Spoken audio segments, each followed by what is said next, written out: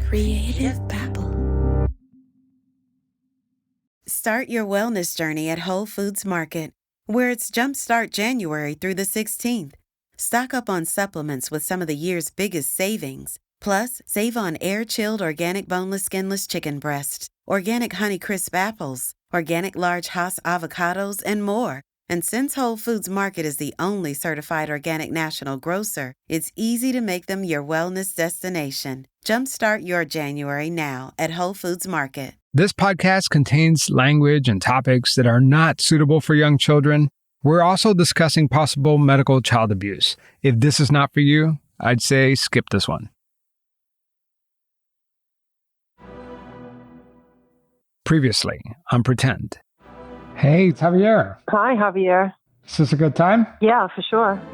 Heather and I have been in constant communication with the Rodriguez family. I've been following the story as a journalist, observing from afar, but Heather has been more intimately involved because she too has been a victim of a cyberstalker. Who better to relate to the torment experienced by Claudia and David Rodriguez? But over time, Heather and I have been comparing notes, and something about this story is just not adding up. We're getting the feeling that either the Rodriguez family knows who the stalker is, or they're just turning a blind eye. Heather believes that James, the Rodriguez's disabled son, could be the person behind these threatening messages. But when Heather tried making the case against James, Claudia refused to accept the accusations.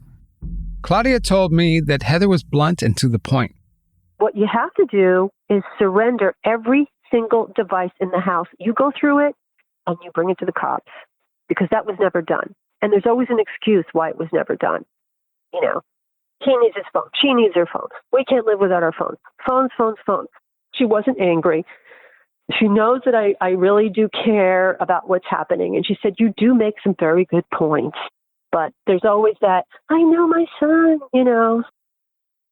I'm coming from it from a mother's standpoint when I know without a shadow of a doubt that it's not my son. Claudia basically told Heather that her disabled son James is just too simple-minded to pull this off. To prove this to Heather, Claudia called James down from his room and quizzed him while Heather was on speakerphone. Well, she called him over, right? Oh, no. Come down here and bring your phone. She's like, do you know what a cervix is? I'm like, oh, my God, I can't believe she's doing this. Why that? Because she's trying to prove to me that he doesn't know the meaning of things. I gotcha. I mean, I think she's really abusive, okay? How demoralizing. Absolutely. Right? 100%. I was really hating every minute of this. I was hoping he would have gone into another room at a certain point. I really think it's at this point, because for your son to sit there and you drag him into this conversation with me, which I assumed would be a private phone call, and humiliate him like this, I didn't want it to go down in front of me while I was there. Right. And it's pretty gross. Put me in the crossfire either. Of a potential stalker. Yeah. When I spoke to Claudia about this, she insists that James has nothing to do with this. It's 100% not possible. She says that people don't understand how difficult it is to care for two disabled adult children. And I can appreciate that. But I find it hard to believe that one family could have so many medical complications. I can't help but shake these things. So you're running down all these medical issues that they're having. And I got to tell you, it does sound, Munchausen. It does a little bit. Just because there's so much Javier? Of it. Yeah. You know what I have to say about that? Yeah. I don't really care what people think because they haven't walked in my boots. And that's exactly what we're going to talk about today. Munchausen by proxy, a disorder in which a caregiver intentionally causes or exaggerates the medical symptoms of someone in their family just to seek attention or sympathy. You see, this series started off as a whodunit about a menacing cyberstalker, but in reality, it turned into something else, something far more disturbing. We may all be witnessing medical child abuse here in real time. I'm Javier Leiva, and this is Pretend. Stories about real people pretending to be someone else.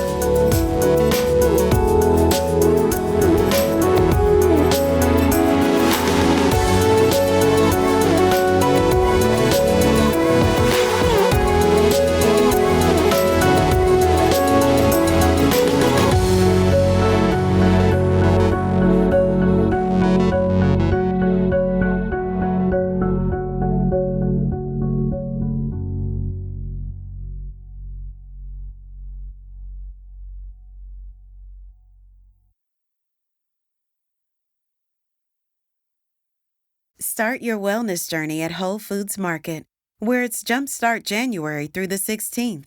Stock up on supplements with some of the year's biggest savings. Plus, save on air-chilled organic boneless skinless chicken breasts, organic Honeycrisp apples, organic large Hass avocados, and more. And since Whole Foods Market is the only certified organic national grocer, it's easy to make them your wellness destination. Jumpstart your January now at Whole Foods Market.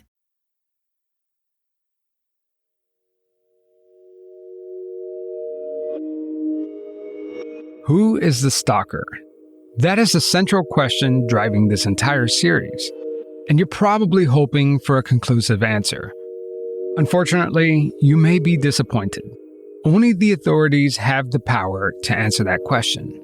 My goal was to look at all the evidence, possibly uncover new information, and hope that because of my coverage, it would compel law enforcement to make an arrest. But this is much more than a cyberstalker story. Perhaps the stalking is just a byproduct of something bigger and far more sinister. Claudia Rodriguez is being accused by Dr. Gresman of medical child abuse. She says, I've had a feeling about this mother. I feel like she's doing things to her kid to get attention. And they asked her if she wanted to file a report against me, and she said no. Okay, you're a mandated reporter. The law says that you are a mandated reporter, and if you have any type of doubt or idea that someone's abusing their kid, you report them. So I know she's full of crap because she's mandated by the law to report me if she feels like I'm doing something. She said, no, I don't want to make a report. Why is that? Because she knows she's lying. So why didn't Dr. Gresman report Claudia if she suspected Munchausen by proxy? If she knew that something truly horrible was going on, why did she wait for the police to contact her as a result of the stalking investigation to ever mentioning any of this? Claudia is right. It's her responsibility to say something. But she didn't. I want to be careful about making accusations like this because I'm not qualified to diagnose Munchausen by proxy. I'm not even sure exactly who is. But for the last few months, I've been embedding myself in the Munchausen by proxy survivor community. And what I've learned is that this psychological phenomenon may be more common than any of us realize. I erroneously called it a mental disorder in the previous episode. Most experts will tell you it's much more than a disorder. It's a crime. Munchausen by proxy perpetrators know exactly what they're doing. So let's reframe the way we look at this story. Instead of a stalker story, let's imagine for a second that maybe there's potential abuse happening in this household. Now, let's review James Rodriguez's medical history and see if any of this Munchausen by proxy criticism is warranted. He had a Chiari malformation that was discovered in 2006. Chiari malformation? Sounds scary, right? This is a condition in which the brain extends into the spinal canal. But according to medical journals, Chiari malformations are not considered life-threatening. It can cause painful headaches and some movement problems, but most people live their whole lives with no symptoms at all. He was just born like that. And they said there's a pretty good amount of people walking around with Chiari malformations that don't even know. So it just depends on the level of how bad it is. Was it pretty bad? His was moderate, and the surgery really didn't do what we had hoped it would do, which was to better his muscle tone. It really didn't have any effect on that. So that was kind of a disappointment. That's what you were hoping it would do? Yes. The neurosurgeon was kind of sitting on the fence as to whether or not he wanted to do it. But after reviewing the scans, he said it was probably in his best interest to just do it. By the way, it's worth noting that the neurosurgeon that we're talking about here is not Dr. Gressman. According to Claudia, 6-year-old James didn't even need this surgery. It didn't have the desired outcome, so why do it in the first place? If it would help his muscle tone, but also it would keep him from hopefully developing problems in the future. Even though you said that the surgery didn't result in much, you still think it was the right thing to do? Yeah, I do, because, he was young when it was done. And I mean, what if he had to go through that now? That would be really, really rough on an adult to go through something like that. And not that it's not rough on kids, because it is. But I don't know. I always feel like if a surgeon wants to do something and you trust that surgeon and they make sense as to why, then it's probably something that needs to be done. So Did you ever get a second opinion on that? No, because at the time, the surgeon that we were working with had been surgeon for several years, and he saved her life. He saved her life. So we trusted that he had best interest at heart. Aha! So the same surgeon who performed the brain surgery on Chelsea, the other disabled daughter, was the same brain surgeon who performed the unnecessary procedure. I know I'm supposed to be an objective journalist here, but my blood boils listening to this. And I'm sure yours is too. Why would you take unnecessary risk with your child's health? This is brain surgery, people. It's not like fixing a deviated septum or getting your tonsils removed. And without getting a second opinion? I mean, it seems outrageous. But if we look at this through the lens of Munchausen by proxy, you start to realize that all this kind of makes sense. Typically, mothers with Munchausen by proxy doctor shop. They seek a certain specific type of procedure and they move from surgeon to surgeon until they find a doctor who buys into their story. In this case, it's even more bizarre because the Rodriguezes are Jehovah's Witnesses. Presumably, they refuse blood transfusions. And surgeons who are not comfortable taking the risk of operating on a Jehovah's Witness patient sometimes refuse treatment. But here's the thing. I'm not a doctor, and I haven't reviewed Jacob and Chelsea's complete medical records. It's possible that another neurosurgeon would also recommend these brain surgeries. But damn, doesn't that sound fishy? I just worry because it's like, I know that every individual case is different, but your kids have had so many medical issues and so many medical procedures. Do you see why somebody could be like, hey, I wonder if, you know what I mean? Like the whole Munchausen thing. I mean, do you ever step back and think, wow, like that brain surgery, it didn't result in much and probably wasn't needed. So why do it? And so you start putting all these pieces together, all these stories, and you're like, wow, I don't know. My kids have never had that many medical procedures. And if somebody told me that my kid needed brain surgery, I would go get a second opinion just because that's a big deal. Well, but also you don't know what it could have saved him from in the future. So the surgeon said that with his cerebellum being compressed like that it could very well end up with him being paralyzed in the future. When I asked Claudia about Chelsea, their other disabled daughter's brain surgery, she explained that it was absolutely necessary. Her doctor said that Chelsea needed the excessive brain fluid drained out. So they surgically inserted a tube in her skull called a brain shunt. Had hydrocephalus for 2 years undetected. Why? So, she got a shunt on her second birthday. I don't trust doctors very much, especially after our pediatrician screwed up and a neurologist screwed up and said that there was nothing wrong with her. It ended up that she had something that could have killed her. He wanted to do shunt surgery, but he said that it was just for pain purposes to put her out of pain. But he didn't think that her function would improve very much.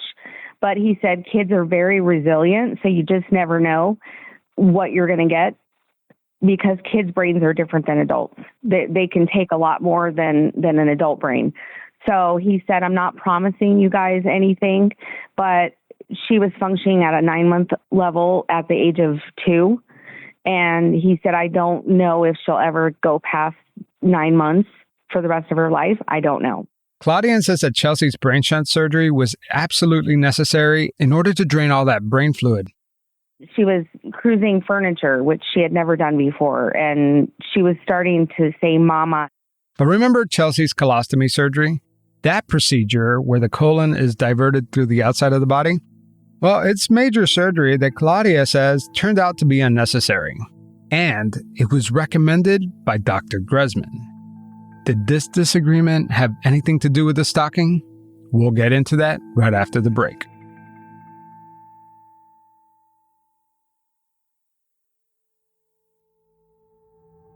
You want to hear something funny?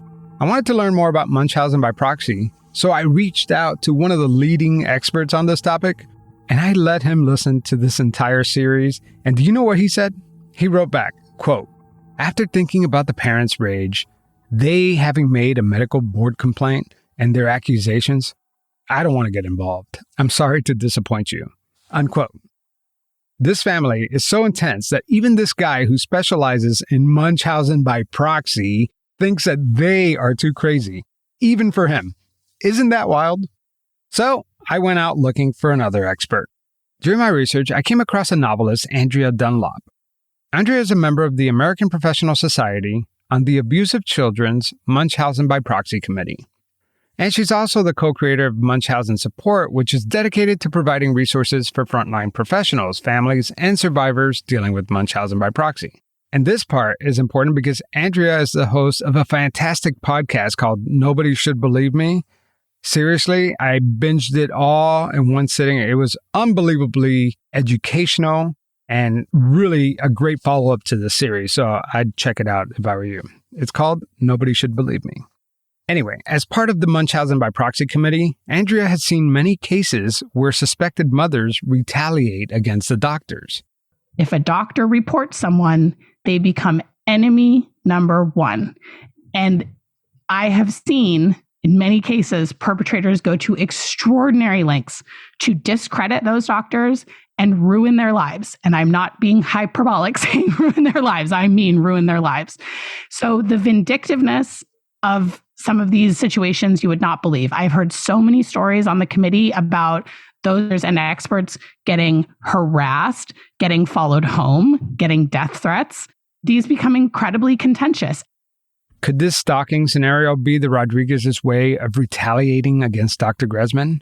That's what many of you listening have been writing to me. Let's play this out. Chelsea started seeing Dr. Gresman in the fall of 2017. The stalking didn't start for another 2 years in June of 2019. I have a copy of Chelsea's medical records from that time period. In it, the records show mounting tensions between the family and the doctor. In the operation report, Dr. Gresman describes Claudia's frustration with the post-op care for Chelsea. Dr. Gresman reports that the family was not following her instructions. You know, at first blush, this doesn't seem like much, right?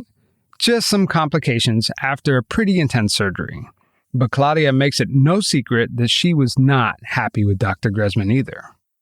Surgery should have never been done in the first place. That surgery could have been avoided. But isn't this funny that almost exactly 2 months before Chelsea's procedure, the one in question, the stalker, who identified himself as John Gresman, appeared out of nowhere? Back then, the stalker was threatening Dr. Gresman and keeping the charades up of the family photo shoot. It wasn't until after the surgery that the stalker went full cycle and directed his rage at Claudia, David, and Chelsea. In the police report, Dr. Gresman told police that the family is very off and she believes that they enjoy the attention they receive when Chelsea has procedures. Dr. Gresman says that the procedures she performed on Chelsea works on most of her patients, but not Chelsea. The police report says that she started to doubt whether Chelsea's ailment ever even existed. The report, which doesn't quote Dr. Gresman directly, states that the family's behavior is similar to Munchausen by proxy. and that Dr. Gresman feels that Claudia milks Chelsea's illness for attention. So let's imagine this really is a case of Munchausen by proxy. I'm not saying it is. Let's just pretend for a second. Could this tension between the doctor and the family be what caused the stalking to begin with? For that, I contacted a police detective who specializes in cases just like this. My name is Michael Weber. I'm a detective with the Tarrant County Sheriff's Office for Texas. Detective Mike Weber didn't always specialize in Munchausen by proxy. He just kind of fell into it and hasn't looked back since. I told Detective Weber about this case. The person that they believe is stalking them, all right, hold on to your seat for this one, is the daughter's doctor's husband, okay? The doctor's husband, who they don't even know, okay, is stalking them. And there's a reason for this, because they have beef with that doctor. That doctor started calling her out on the Munchausen. That's exactly what's happening. Yeah, that's exactly what's happening. As you just said with your situation where they're blaming the doctor's husband, I mean, that's what these offenders will do. They'll follow them home.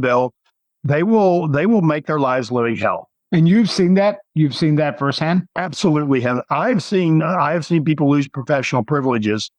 Doctors lose professional privileges because of accusations from these offenders. They don't know what to do. Well, even this doctor that I was telling about, the one that's being accused, she only came forward with the Munchausen by proxy accusations after the police got involved. So she, even though she suspected this, she never came forward and did anything about it. Mm-hmm. Right? Well, and it's a risk for doctors.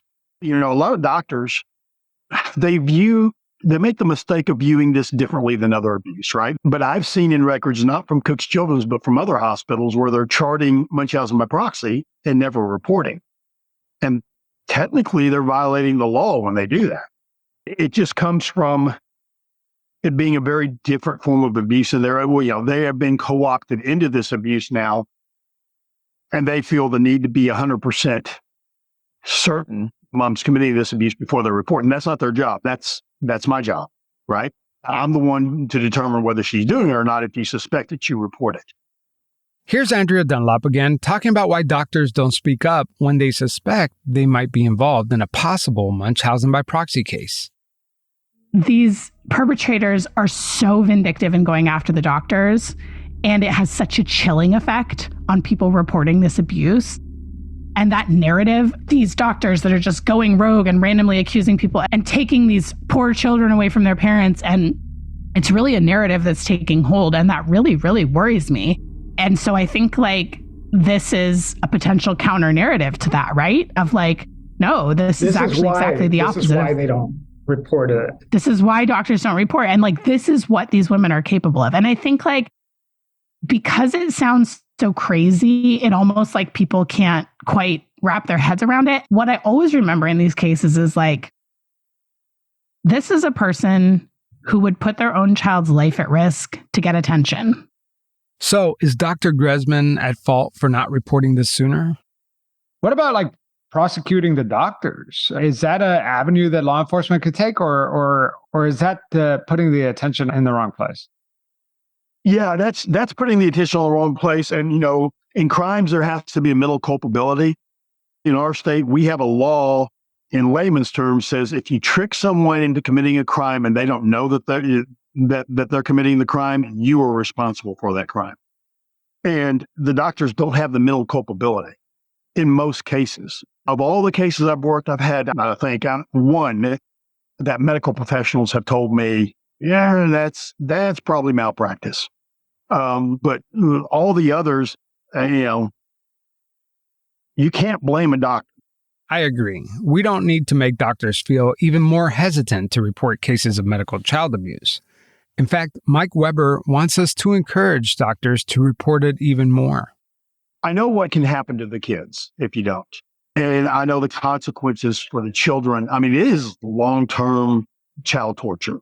It is using the medical establishment as the instrument to commit that torture. And it can affect their lives It can shorten their lives. Say if you have a kid who gets an unneeded brain shunt, that can shorten life by 10, 15, 20 years in a child. The risk of infection, so much stuff that can happen to that child. And, the further I got into it, really no one is investigating these cases. As a society, we don't want to believe that mothers are harming their children. And that is a huge, huge hurdle to get over, just in convincing people that this actually happens, no matter what evidence you have.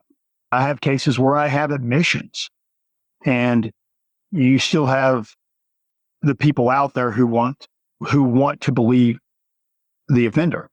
And what do you do in that case? I don't know. And I think a lot of that is they're just extremely uncomfortable with the idea that a mother could do this to her child. Yeah. I mean, it's inconceivable that somebody could do this to their child, treat their children like pincushions, and they're objects. They're not. That's just hard for most people to comprehend. Right. And, it's funny that you said they treat them like objects, because what happens behind closed doors is not what you see in public. Right. And I told Detective Weber that I have access to both Claudia and David's Facebook page, and I found it really interesting. For the most part, it looks like most people's Facebook wall. Just a bunch of funny memes and family photos.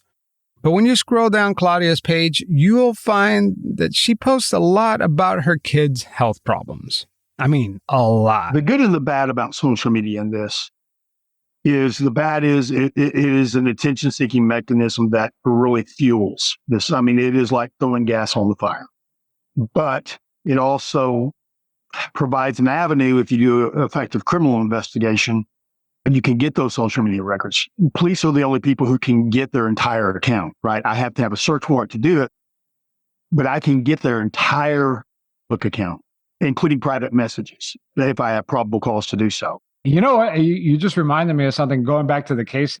They're not kids. I keep calling them kids, but they're not kids. Right. One of their kids is getting blood drawn, but I don't know if he's scared of needles or whatever, but they put him they sedated him.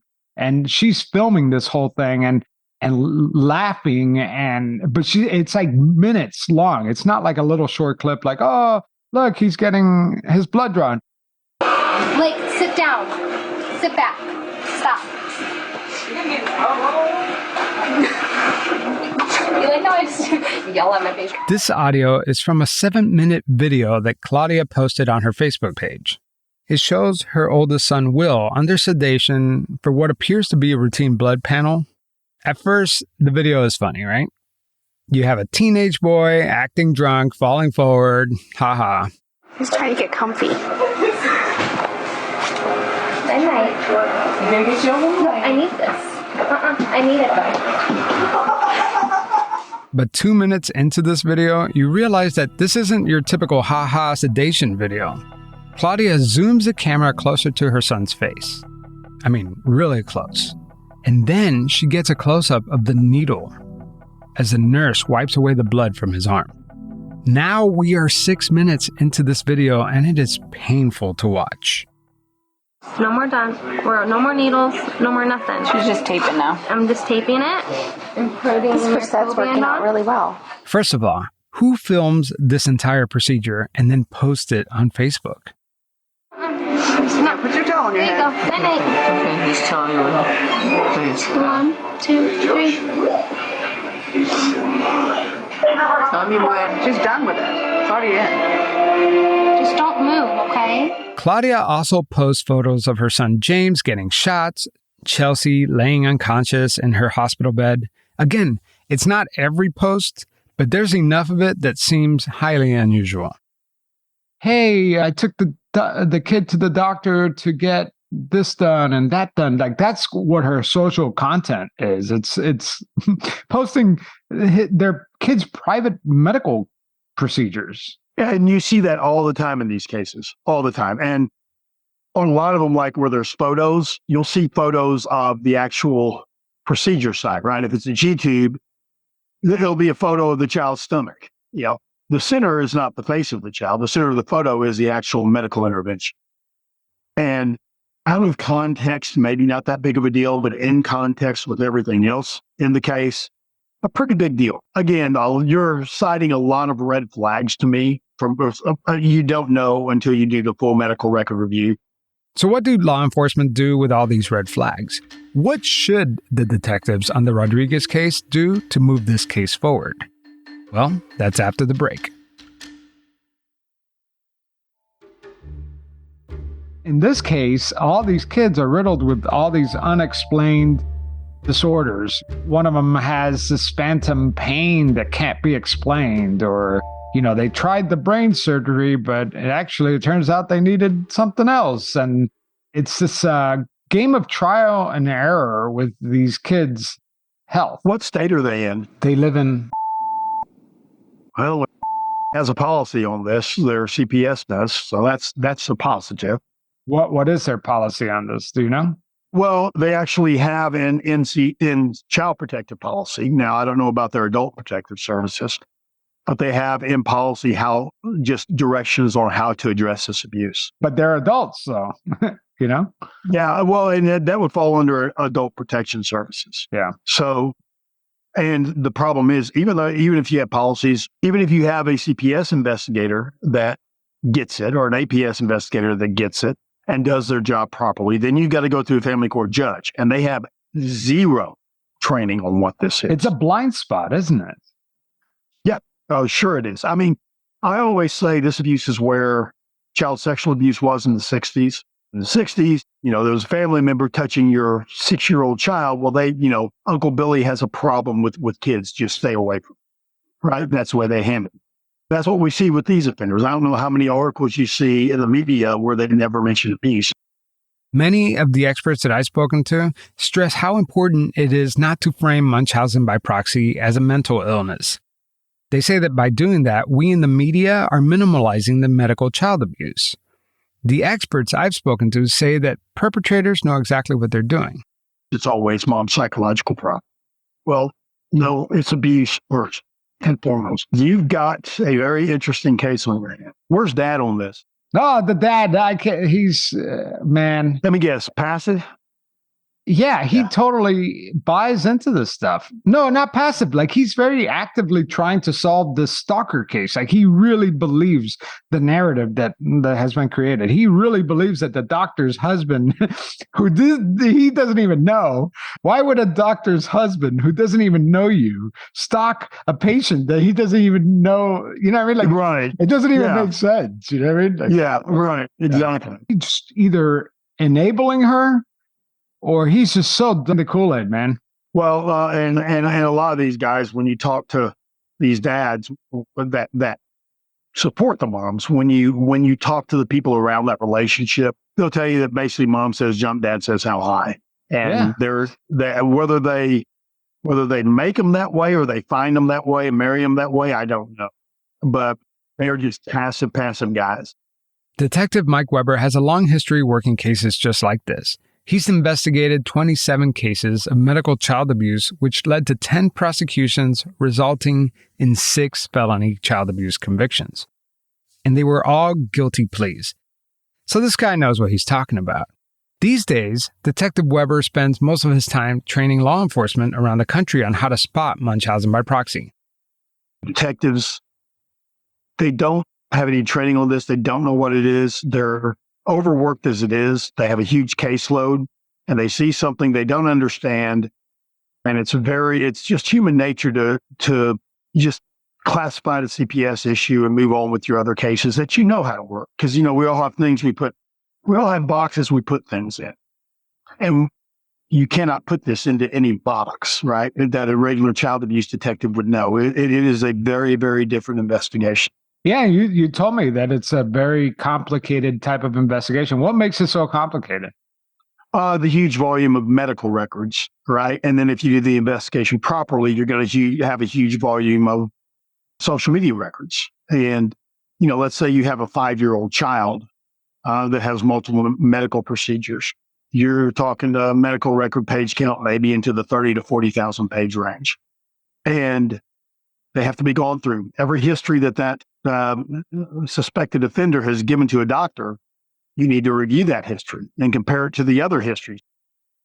But in order to charge a caretaker with Munchausen by proxy, you first have to prove harm.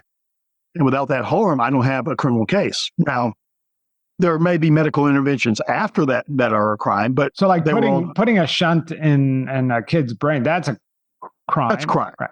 That's crime. It's, well, in my state, that's a crime, not in all states. I just hope they have the laws out there. And they do. Medical child abuse against a vulnerable adult is against the law in the state where this story takes place. The law states that anyone who cares or has custody over a vulnerable adult and causes that person under their care to be injured, where the person's health is endangered, could face up to a Class 4 felony with a potential 3-year sentence. Ours are 10 years after the 18th birthday for physical abuse, as far as statute of limitations. So they may be able to go back on those surgeries and prosecute her for those surgeries. Wow. But that's going to be, I can't even imagine the amount of medical records that are, how old is the main kid?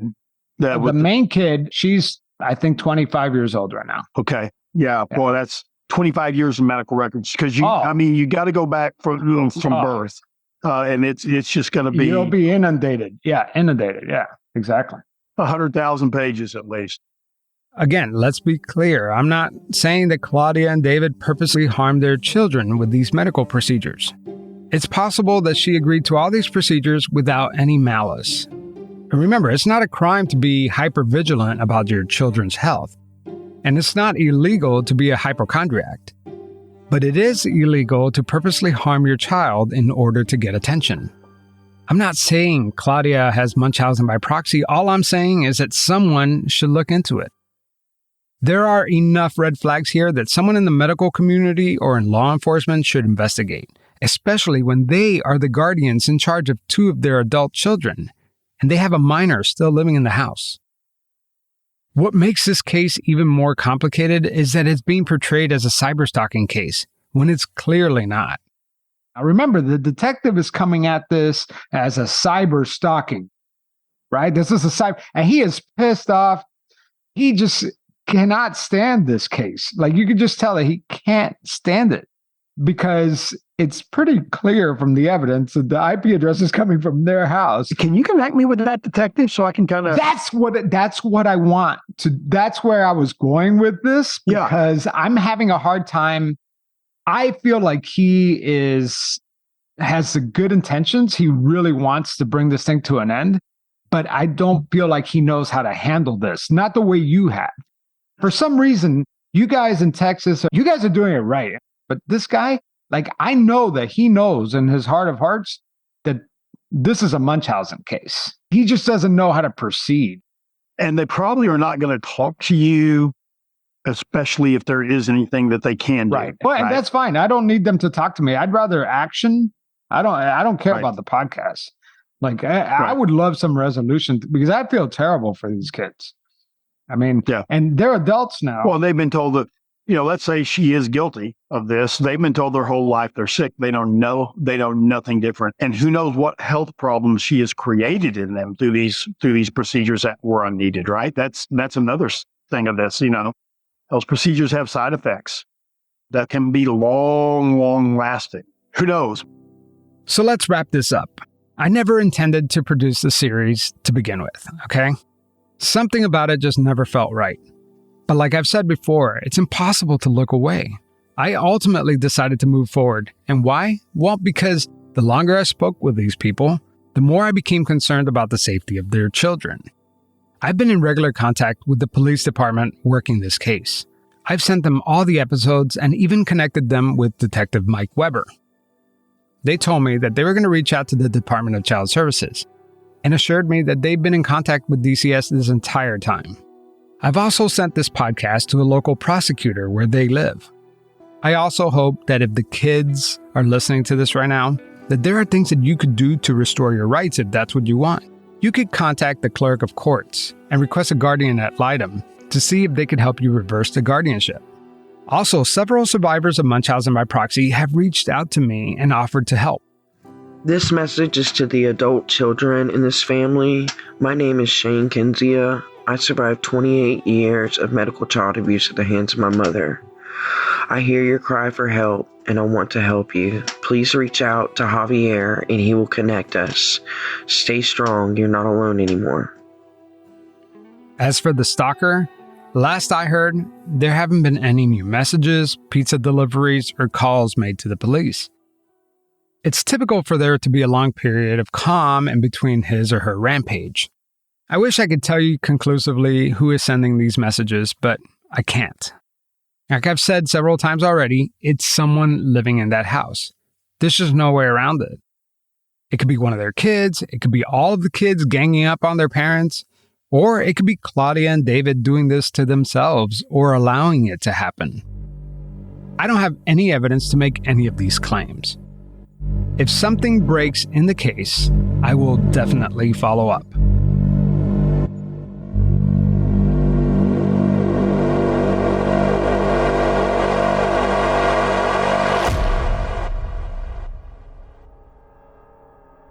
Well, that was supposed to be the original ending to the series. The classic ending, pretty disappointing. But just as we wrapped up the editing for this episode, something huge happened. Are you ready for this? Because I don't think you're ready for this. On January 25th, both Claudia and David Rodriguez, whose real names are Tanya and Rick Fernandez, were indicted on multiple felony charges of computer tampering and aggravated harassment. So let's start with the computer tampering charge. The law says that computer tampering is recklessly using a computer with the intent to engage in a scheme which torments, threatens, or terrorizes another person. This is a Class 5 felony. This charge can lead to up to 2.5 years in prison. In addition to the computer tampering charge, Tanya and Rick received 2 charges each of aggravated harassment. This is a Class 6 felony that can have a maximum sentence of 5 years plus. And they're facing 2 charges each. That's a total of 6 felony charges combined. I know, wow. The couple has not been arrested. They're awaiting arraignment, which is scheduled for February 10th of this year. During their arraignment, the judge will inform them of their charges and they have to choose to plead guilty or not guilty. If they plead not guilty, they will go to trial on July 6th of this year.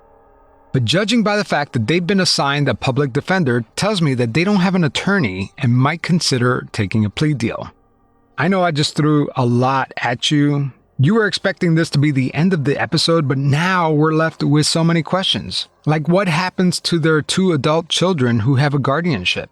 Are there going to be any more additional charges? And trust me, I am all over it. I have already put a records request to get a copy of the indictment and all the court documents that exist to date. Those documents should be in either today or very soon. As soon as I get any more information, I am going to be posting mini bonus episodes on both Patreon and Pretend Plus on Apple Podcast. Also, you can follow me on Instagram, TikTok, Facebook, and Twitter. My handle is @PretendPod for more updates. All right, guys, I will update you as soon as I can. Until then, take care. Hopefully, through this podcast, we've been able to clear Dr. Gresman and her husband's name, so to speak, because we didn't actually use their names. But if they're ever ready to come forward with their side of the story, I am all ears. If not, I hope they can continue on with their lives in peace.